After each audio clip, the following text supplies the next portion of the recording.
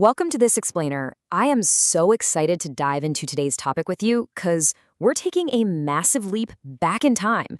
We're heading to the mid-1920s in Japan. This is the exact moment when the entire fabric of communication was literally rewritten. We're talking about the birth of Japan's radio revolution. We'll trace how it morphed from these tiny, isolated regional experiments into a massive, unified national voice. And we'll look at the honestly baffling hoops the very first listeners had to jump through just to tune in. I want you to really just take a second and absorb this idea. Imagine living in 1926. You turn a small dial and a human voice suddenly appears from the air. I mean, today, right, we're totally swamped by instant communication. We've got the entire internet in our pockets. But back then, for an ordinary person, plucking invisible waves out of the sky didn't feel like science. It honestly felt like pure magic. It was the very first time an entire country got a brand new way to just hear the world. Okay, let's dive right into this. Up on top of Otago Hill, they built these incredibly powerful transmitters for the Tokyo Broadcasting Station. The whole point was to pulse invisible electrical currents way out into the atmosphere, basically hunting for anyone listening. And almost overnight, the sheer physical size of the nation just collapsed. Suddenly, news, music, even the exact time of day, it all became instant. But getting this whole thing off the ground, yeah, that was definitely not simple.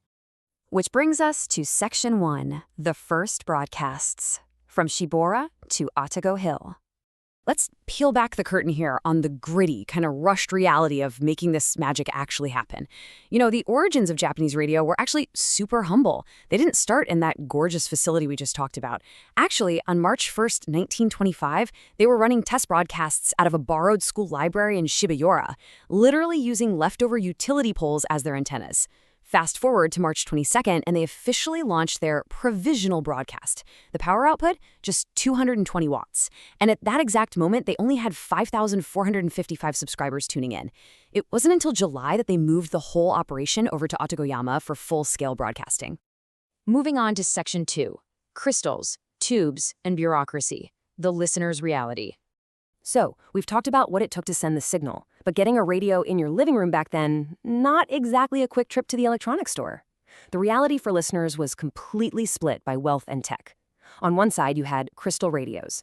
These were for the masses. They were affordable, sure, but super weak, so you were really only picking up local signals. Then, on the other side, you had vacuum tube radios. These were strictly for the wealthy elite. They could pull in long-distance signals, but they cost up to 500 yen. And to put that into perspective, that was an absolutely astronomical amount of money at the time. And you can really see this physical tech divide so clearly when you put them side by side. The crystal set is just this humble, fragile little maze of copper wire and crystal you'd hook up to headphones to catch these silent waves. But the vacuum tube radio? I mean, it's basically high-end furniture, massive, wrapped in this luxurious wooden cabinet. Buying one of those wasn't just about electronics. It was a massive status symbol. But here's the kicker. Even if you had the cash, you still had to go through the government. To just listen in, you had to get a beautifully ornate private wireless telephone license.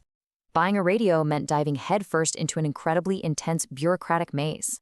Legally speaking, the government treated you almost exactly the same as if you were a commercial shipping vessel asking to set up a private telegraph station. It was wild. Let's actually break down these rules because they were absurdly strict. Like I said, receivers were legally classified as formal private wireless stations. That meant every single radio needed a rigorous and very expensive type certification from the Electrotechnical Laboratory just to make sure you weren't messing with military signals. But honestly, the craziest part? Initially, the government actually wanted to physically seal the dials on the radios. The idea was that users would be strictly limited to their local partner station. They literally wanted to stop you from freely surfing the airwaves. But despite all that massive red tape, the crazy costs, and the strict rules, this medium absolutely exploded.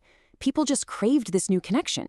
In fact, by late 1925, they hit 100,000 listeners in the Tokyo area alone, and they celebrated by handing out these little metal bells. They had the letters JOAK stamped on them, which was the call sign for the Tokyo station.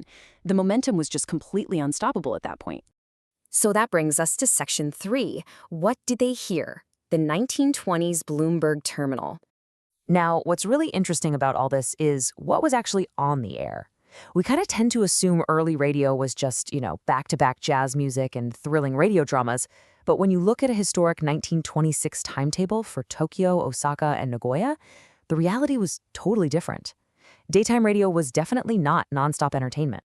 Just listen to some of these translated highlights from the schedule. At 9 a.m., you get the weather. 9:05, the stock market. 9:30, more stocks and commodities. 9:50, daily commodities prices. 10:30, you guessed it, yet more stocks and commodities. If you were a rural businessman or a farmer out in the provinces, a radio was essentially an early IT investment. It was this rapid-fire data machine delivering critical economic info in short 5-minute bursts. It completely collapsed the distance between a local farm and the Tokyo Stock Exchange. All right, Section 4, Uniting the Airwaves. Let's move to the final challenge and see how this all builds together. By 1926, the tech was proven, the listeners were multiplying, and the programming was clearly vital. But Japan didn't actually have one cohesive radio network. They had 3 completely isolated, independent broadcast zones: Tokyo, Osaka, and Nagoya. Well, the government looked at this and realized that 3 fragmented experiments just wasn't going to cut it. The nation needed a unified voice. So in August 1926, they stepped in and forcibly merged these regional pioneers. So the crucial point here is that on August 20, 1926, this historic merger was signed, creating Nippon Hoso Kyokai. You probably know them better today as NHK, the Japan Broadcasting Corporation. In one single stroke, radio went from being a novelty project to a singular, unified national medium. It was explicitly designed to bind millions of lives together, from coast to coast. Which leaves us with a pretty profound question to ponder as we wrap up this explainer. When a nation finally shares a single, instantaneous voice, how does it change the way they see the world and each other? I mean, really think about it. Going from only hearing the voices in your immediate village to suddenly hearing the weather, the news, and the actual pulse of a city hundreds of miles away in real time, it was a technological leap that forever altered the cultural and social fabric of Japan. Thank you so much for joining me on this deep dive. Until next time, keep seeking out the stories behind the signals.